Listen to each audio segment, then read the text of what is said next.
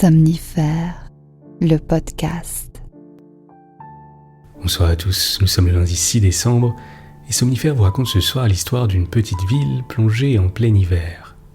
Les plus aisés sont confortablement installés dans leurs appartements chauffés, tandis que les pauvres sont chassés du pas des portes où ils réclament la charité.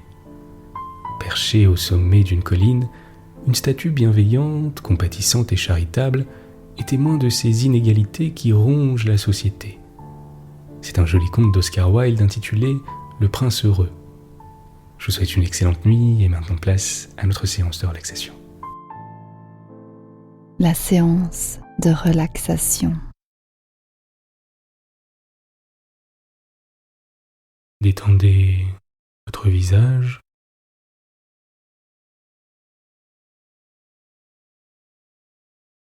Déplissez le front.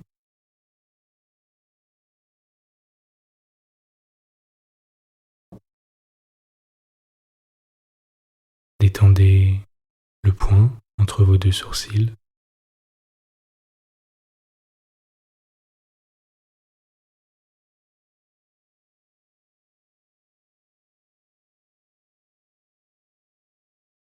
Votre nez.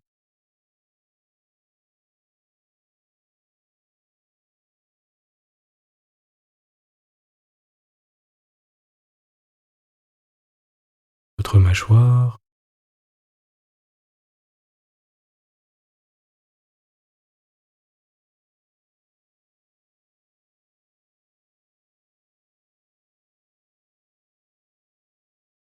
Votre langue.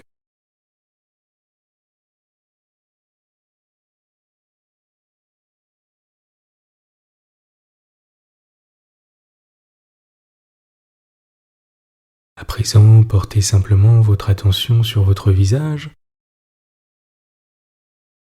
Observez vos sensations, sans jugement, comme par curiosité.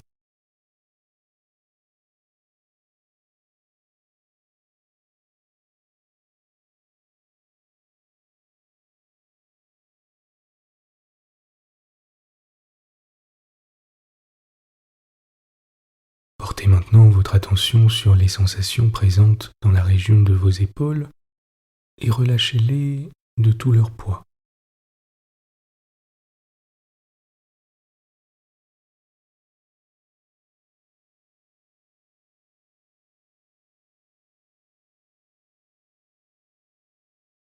Abandonnez-les sur le matelas sans résistance.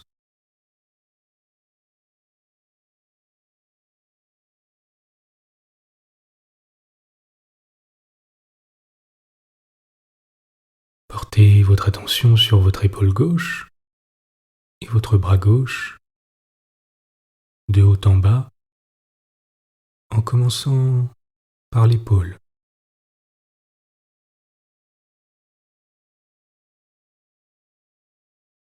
Puis le coude,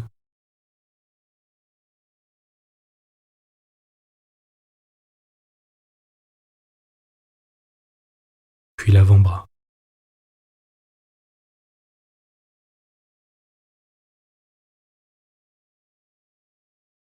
Puis la main.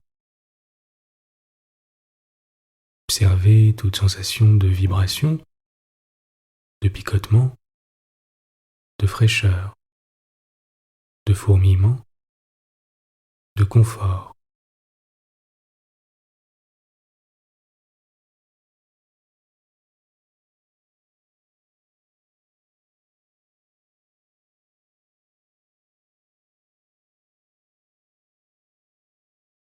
Soyez curieux et ouvert aux sensations présentes dans votre main et dans vos doigts.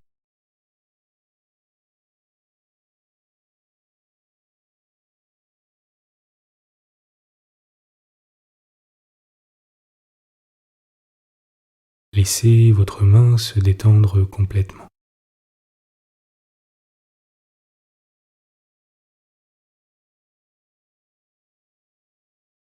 Maintenant, portez votre attention sur votre épaule droite et votre bras droit. De haut en bas, commençant par l'épaule,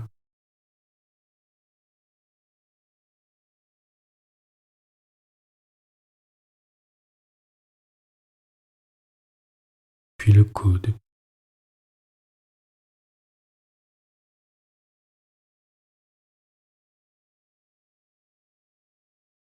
puis l'avant-bras,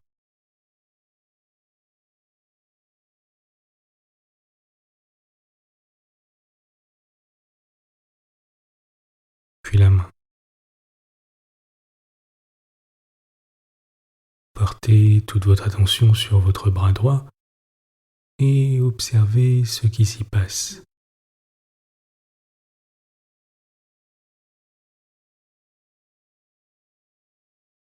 Peut-être que les sensations se concentrent au niveau de vos mains et de vos doigts. Peut-être les sentez-vous plus vibrantes que le reste.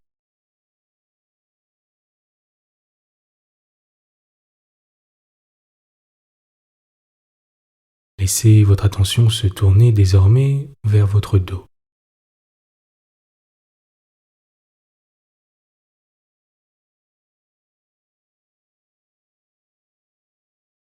Si vous le souhaitez, prenez une grande inspiration par le nez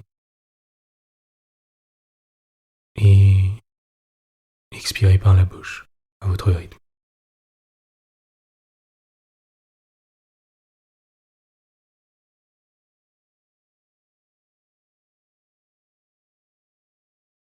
Portez votre attention sur le haut de votre dos,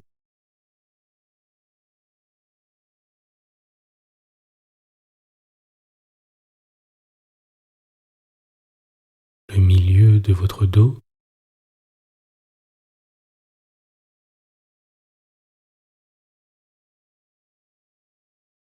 et les sensations dans le bas de votre dos.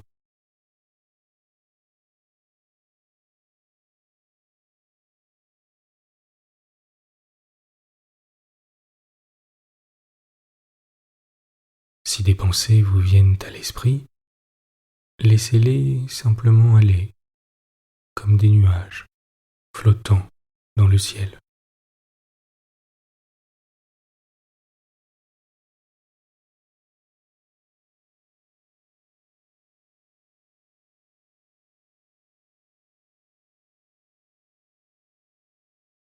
Portez votre attention sur votre poitrine, votre plexus solaire et votre ventre.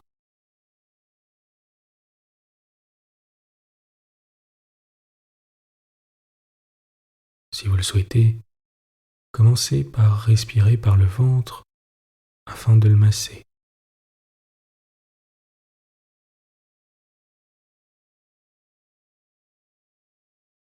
À présent, portez votre attention sur votre région pelvienne et sur les endroits où votre corps est en contact avec le matelas.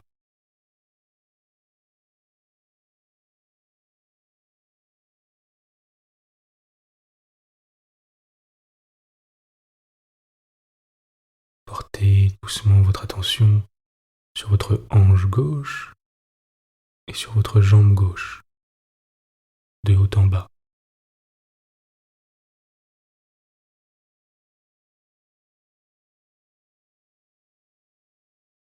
Lâchez votre cuisse,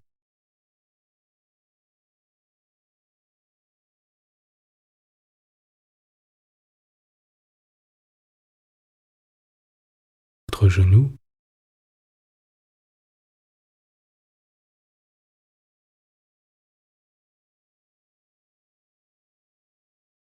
votre mollet.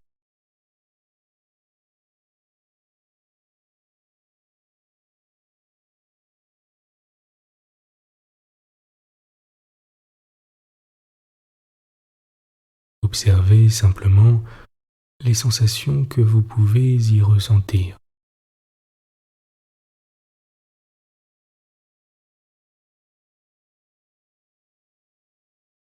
Relâchez maintenant à leur tour votre jambe, votre genou et votre mollet droit.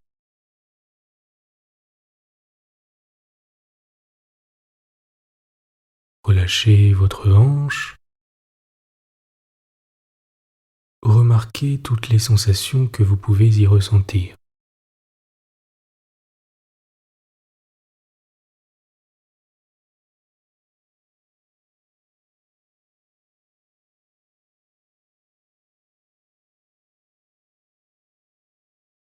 Portez à présent votre attention sur vos deux pieds et imaginez que deux pinceaux viennent chatouiller la plante de vos deux pieds.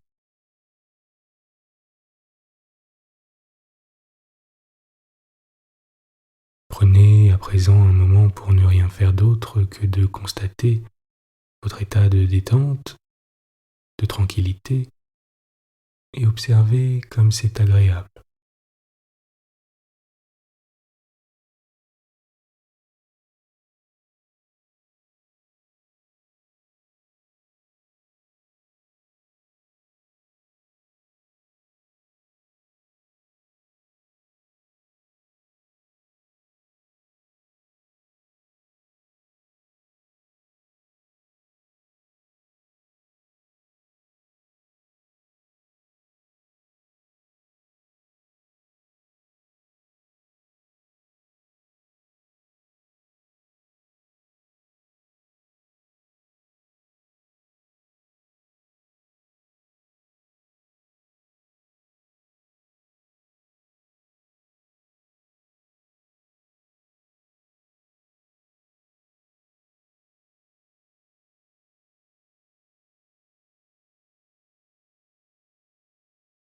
Vous êtes calme et détendu.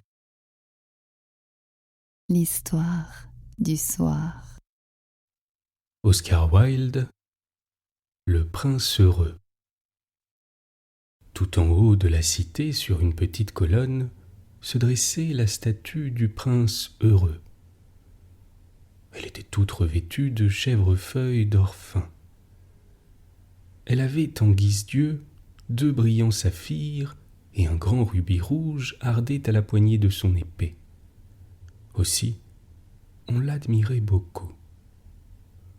Il est aussi beau qu'une girouette, remarquait un des membres du conseil de ville qui désirait s'acquérir une réputation de connaisseur en art. Seulement, il n'est pas aussi utile, ajoutait-il, craignant qu'on ne le prît pour un homme peu pratique. Et certes, il ne l'était pas. Pourquoi n'êtes-vous pas comme le prince heureux ? Demandait une mère sensible à son petit garçon qui réclamait la lune. Le prince heureux n'aurait jamais songé à demander quelque chose à tout cri. Je suis heureux qu'il y ait quelqu'un au monde qui soit tout à fait heureux, murmurait un homme à qui rien n'avait réussi en regardant la merveilleuse statue. Il a vraiment l'air d'un ange, disaient les enfants de la charité en sortant de la cathédrale vêtus de leurs superbes manteaux écarlates et avec leurs jolies vestes blanches. À quoi le voyez-vous ? Répliquait le maître de mathématiques. Vous n'en avez jamais vu un ? Oh, nous en avons vu dans nos rêves, répondaient les enfants. Et le maître de mathématiques fronçait les sourcils et prenait un air sévère, car il ne pouvait approuver que des enfants se permissent de rêver. Une nuit, une petite hirondelle vola à tire-d'aile vers la cité. 6 semaines avant, ses amis étaient partis pour l'Égypte, mais elle était demeurée en arrière. Elle était éprise du plus beau des roseaux. Elle l'avait rencontré au début du printemps comme elle volait sur la rivière à la poursuite d'un grand papillon jaune, et sa taille svelte avait eu tant d'attrait pour elle qu'elle s'était arrêtée pour lui parler. « Vous aimerais-je » avait dit l'hirondelle, qui aimait aller droit au but. Et le roseau lui avait fait un salut profond. Alors, l'hirondelle avait volté autour de lui, effleurant l'eau de ses ailes et y traçant des sillages d'argent. C'était sa façon de faire sa cour, et ainsi s'écoula tout l'été. C'est un ridicule attachement, gazouillaient les autres hirondelles. Ce roseau n'a pas le sou, il a vraiment trop de famille. En effet, la rivière était toute couverte de roseaux. Alors que vint l'automne, toutes les hirondelles prirent leur vol. Quand elles furent parties, leur ami se sentit isolé et commença à se lasser de son amoureux. « Il ne sait pas causer, disait-elle. Et puis, je crains qu'il ne soit volage, car il flirte sans cesse avec la brise. » Et certes, toutes les fois qu'il faisait de la brise, le roseau multipliait ses plus gracieuses politesses. « Je comprends qu'il est casanier, murmurait l'hirondelle. Moi, j'aime les voyages. Donc qui m'aime doit aimer à voyager avec moi. Voulez-vous me suivre ? Demanda enfin l'hirondelle au roseau. Mais le roseau secoua sa tête.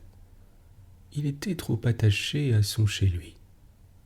Vous vous êtes joué de moi, lui cria l'hirondelle.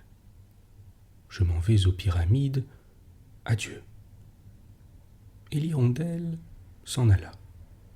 Tout le long du jour, elle avait volé, et à la nuit, elle arriva à la ville. Où chercherai-je un abri ? Se dit-elle. J'espère que la ville aura fait des préparatifs pour me recevoir. Alors, elle aperçut la statue sur la petite colonne. Je vais me percher là, cria-t-elle. Le site est joli, il y a beaucoup d'air frais. De la sorte, elle vint s'abattre tout juste entre les pieds du prince heureux.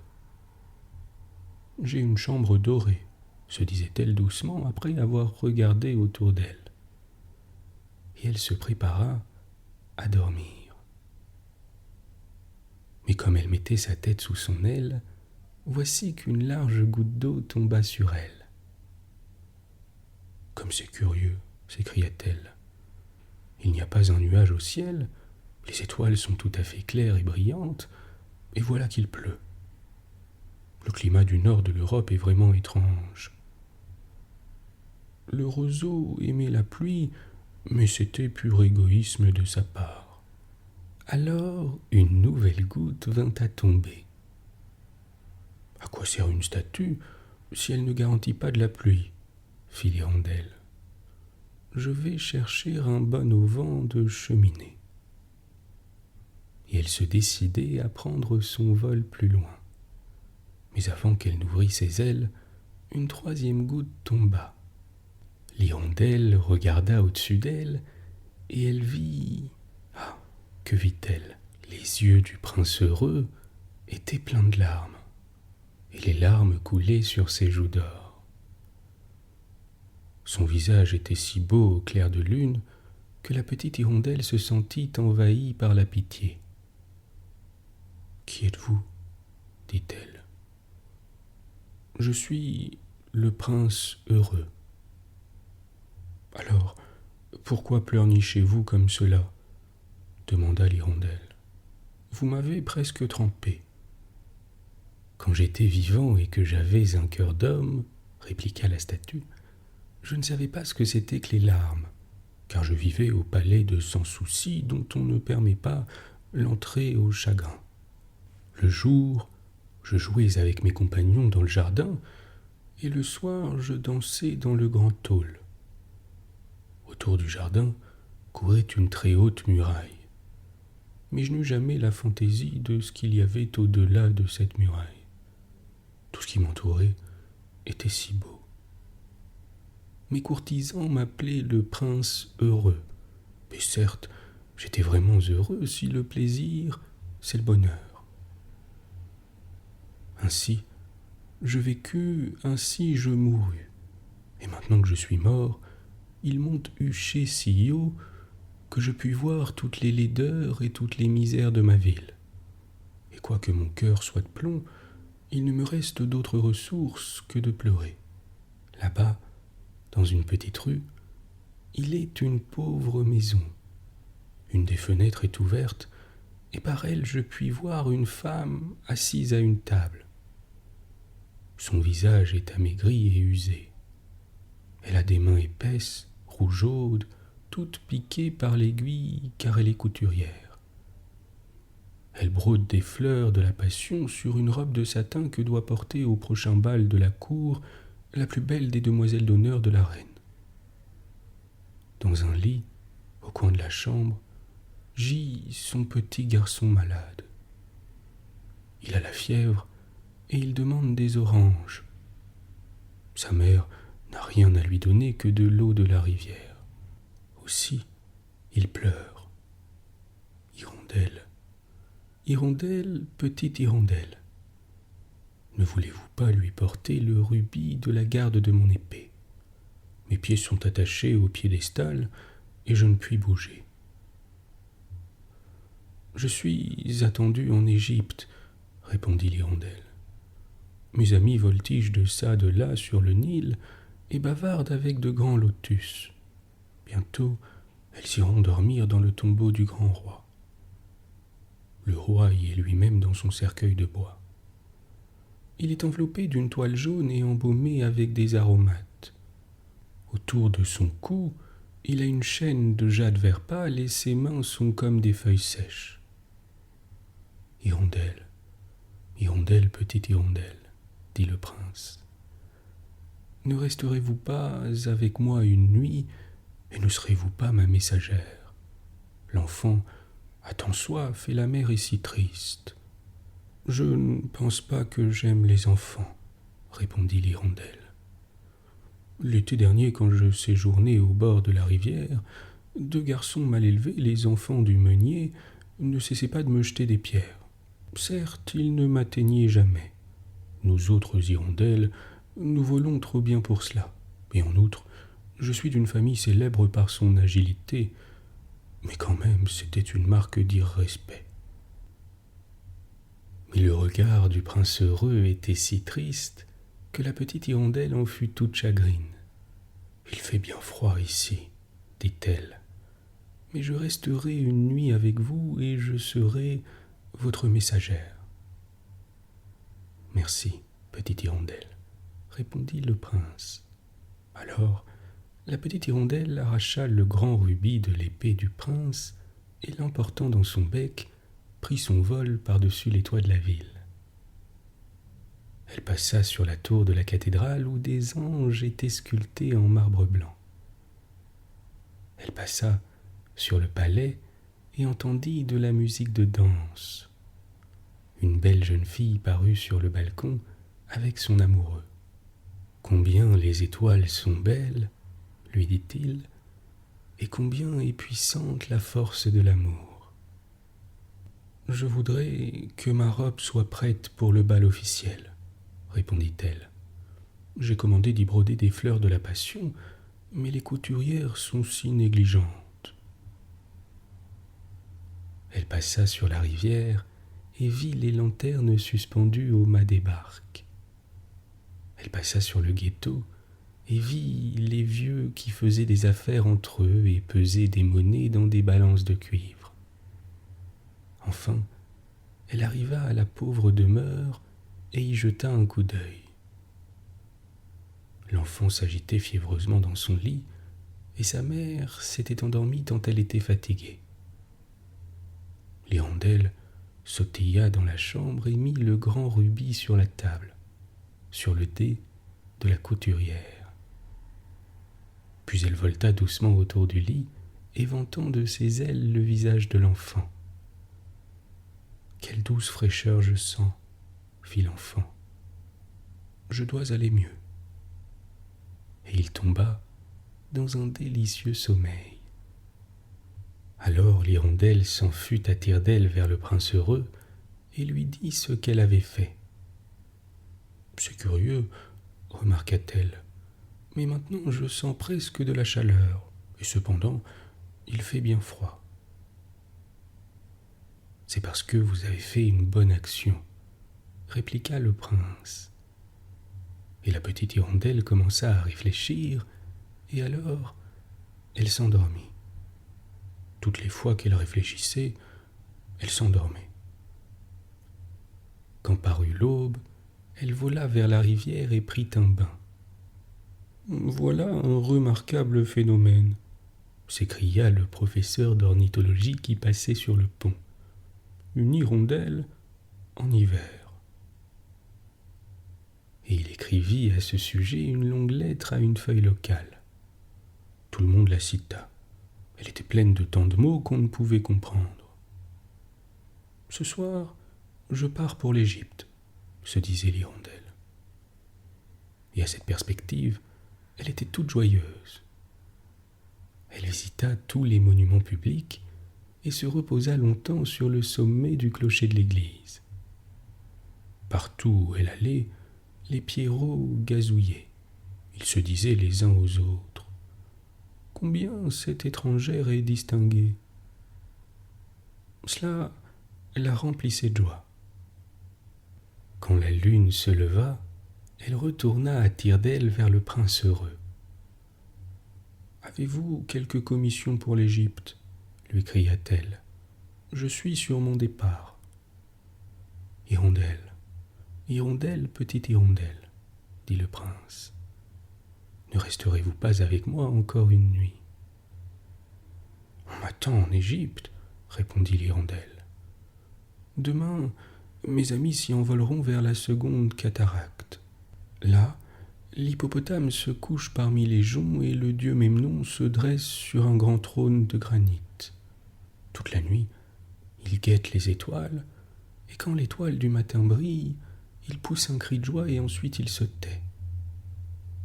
À midi, les lions jaunes descendent boire au bord du fleuve.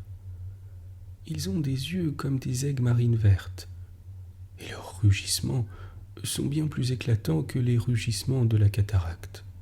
« Hirondelle, hirondelle, petite hirondelle, » dit le prince.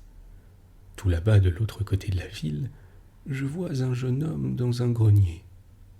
Il est penché sur un bureau couvert de papier, et dans un verre à côté de lui, il y a un bouquet de violettes fanées. Sa chevelure est brune et frisée. Ses lèvres sont rouges comme des grains de grenade. Il a de grands yeux rêveurs. Il s'efforce de finir une pièce pour le directeur du théâtre, mais il a trop froid pour écrire davantage. Il n'y a pas de feu dans le galetas, et la faim l'a abattu sans force.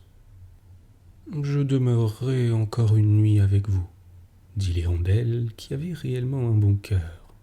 « Dois-je lui porter un autre rubis ?»« Hélas, je n'ai plus de rubis, » dit le prince. « Mes yeux sont la seule chose qui me reste. Ce sont de rares saphirs qui furent rapportés des Indes il y a 1 millier d'années. Arrachez l'un d'eux et prenez-le pour lui. Il le vendra à un joaillier. Il achètera de quoi se nourrir et de quoi se chauffer et finira sa pièce. »« Cher prince, » dit l'hirondelle, « je ne puis faire cela. » Et elle se mit à pleurer. « Hirondelle, hirondelle, petite hirondelle, » dit le prince, « faites ce que je vous commande. » Alors, l'hirondelle arracha l'œil du prince et s'envola vers le galetas de l'étudiant. Il était facile d'y pénétrer, car il y avait un trou dans le toit. L'hirondelle y entra comme un trait et sautilla par la pièce. Le jeune homme avait la tête plongée dans ses mains. Il n'entendit pas le trémoussement des ailes de l'oiseau, et quand il releva la tête, il vit le beau saphir couché sur les violettes fanées. « Je commence à être apprécié, » s'écria-t-il. « Cela vient de quelque riche admirateur. Maintenant, je puis finir ma pièce. » Et il semblait tout à fait heureux. Le jour suivant, l'hirondelle s'envola vers le port. Elle se reposa sur le mât d'un grand navire et contempla les matelots qui allaient d'énormes caisses hors de la cale avec des cordes. « Je vais en Égypte », leur cria l'hirondelle. Mais personne ne prenait garde à elle, et quand la lune se leva, elle retourna vers le prince heureux. « Je suis venue vous dire adieu, » lui dit-elle. « Hirondelle, hirondelle, petite hirondelle, » dit le prince. « Ne Ne resterez-vous pas avec moi encore une nuit ? C'est l'hiver, répliqua l'hirondelle, et la neige glaciale sera bientôt ici. En Égypte, le soleil est chaud sur les palmiers verts. Les crocodiles couchés dans la boue regardent paresseusement les arbres au bord du fleuve. Mes compagnes construisent des nids dans le temple de Baalbek. Les colombes roses et blanches les suivent des yeux et roucoulent alternativement. Cher prince, il faut que je vous quitte, mais je ne vous oublierai jamais et le printemps prochain, je vous apporterai de là-bas 2 beaux joyaux pour remplacer ceux que vous avez donnés. Le rubis sera plus rouge qu'une rose rouge et le saphir sera aussi bleu que la grande mer. Là-dessous, dans le square, répliqua le prince heureux, stationne une petite marchande d'allumettes. Elle a laissé tomber ses allumettes dans le ruisseau et elles sont toutes gâtées. Son père la battra si elle ne rapporte pas quelque argent au logis, et elle pleure. Elle n'a ni souliers ni bas, et sa petite tête est nue. Arrache-moi mon autre œil et donne-le lui, et son père ne la battra pas. Je passerai encore une nuit avec vous, dit l'hirondelle, mais je ne puis vous arracher un œil, alors vous seriez tout à fait aveugle. Hirondelle, hirondelle, petite hirondelle, dit le prince, faites ce que je vous commande. Alors l'hirondelle arracha le second œil du prince et prit son vol en l'emportant. Elle s'abattit sur l'épaule de la petite marchande d'allumettes et glissa le joyau dans la paume de la main. Le joli morceau de verre, s'écria la petite fille. Et toute rieuse, elle courut chez elle.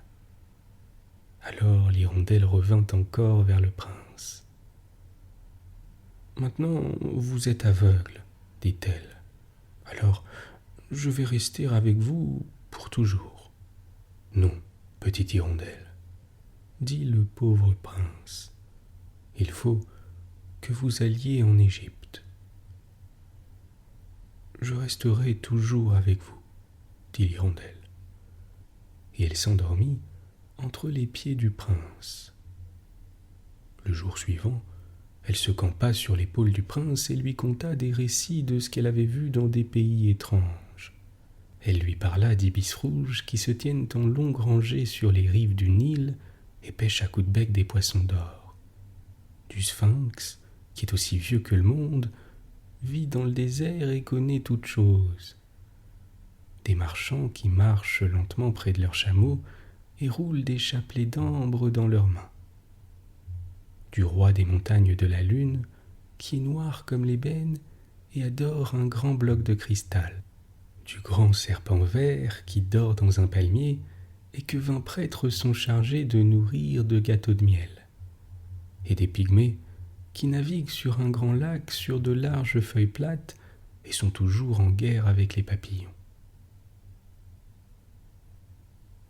Chère petite hirondelle, dit le prince, vous me dites de merveilleuses choses. Mais plus merveilleux est ce que supportent les hommes et les femmes. Il n'y a pas de mystère aussi grand que la misère. Vole par ma ville, petite hirondelle, et dis-moi ce que tu y vois. Alors la petite hirondelle vola par la grande ville et vit les riches qui se réjouissaient dans leurs palais superbes, tandis que les mendiants étaient assis à leurs portes.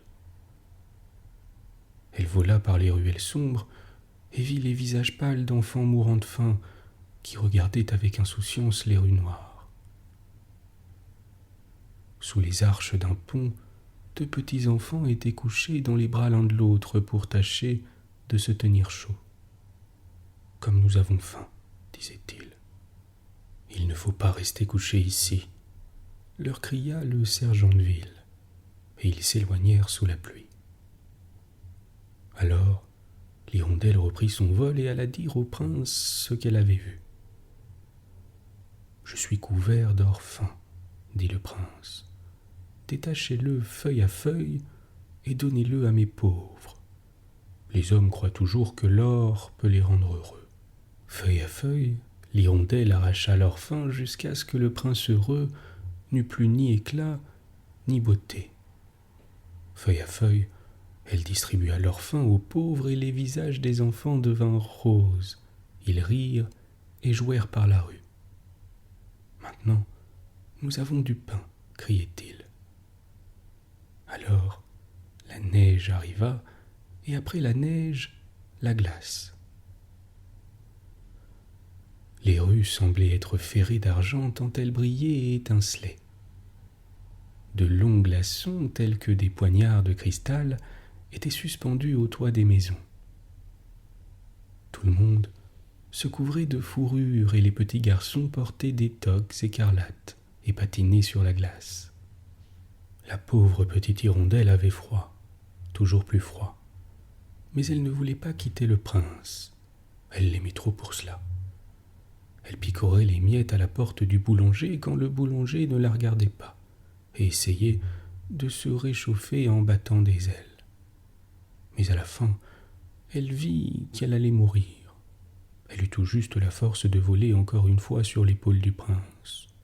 « Adieu, cher prince, murmura-t-elle. Permettez que je baise votre main. Je suis heureux que vous partiez enfin pour l'Égypte, petite hirondelle, dit le prince. Vous avez séjourné trop longtemps ici. Mais il faut me baiser sur les lèvres, car je vous aime.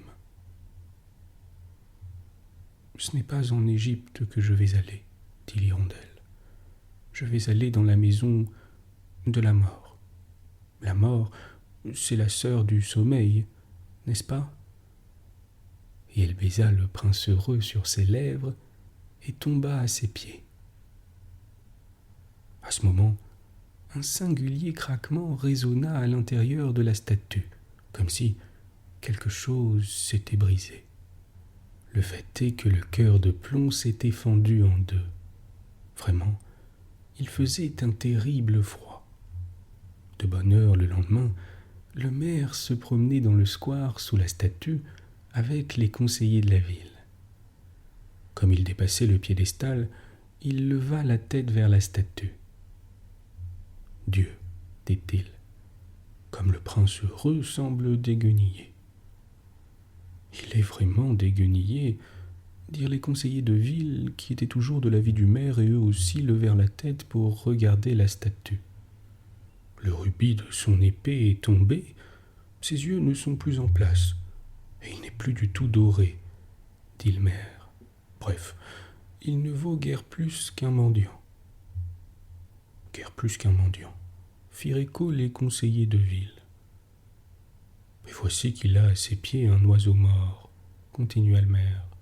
Vraiment, il faudra faire promulguer un arrêté pour défendre aux oiseaux de mourir ici. Et le secrétaire de ville prit note de cette idée.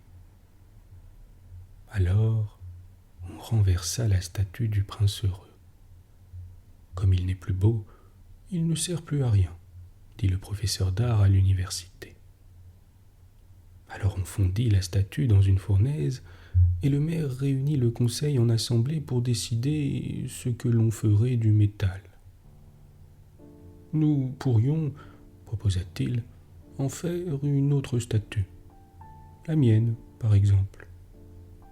Ou la mienne, dit chacun des conseillers de ville. Et ils se querellèrent. La dernière fois que j'ai entendu parler d'eux, ils se querellaient toujours. Quelle étrange chose, dit le contremaître de la fonderie. Ce cœur de fonte ne veut pas fondre dans le fourneau. Il nous faudra le jeter au rebut.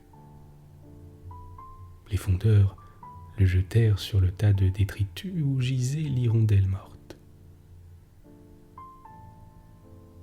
Apporte-moi les deux choses les plus précieuses de la ville, dit Dieu à l'un de ses anges. Et l'ange lui apporta le cœur de plomb et l'oiseau mort. Tu as bien choisi, dit Dieu. Dans mon jardin du paradis, ce petit oiseau chantera éternellement, et dans ma cité d'or, le prince heureux redira mes louanges. Bonne nuit. Bonne nuit.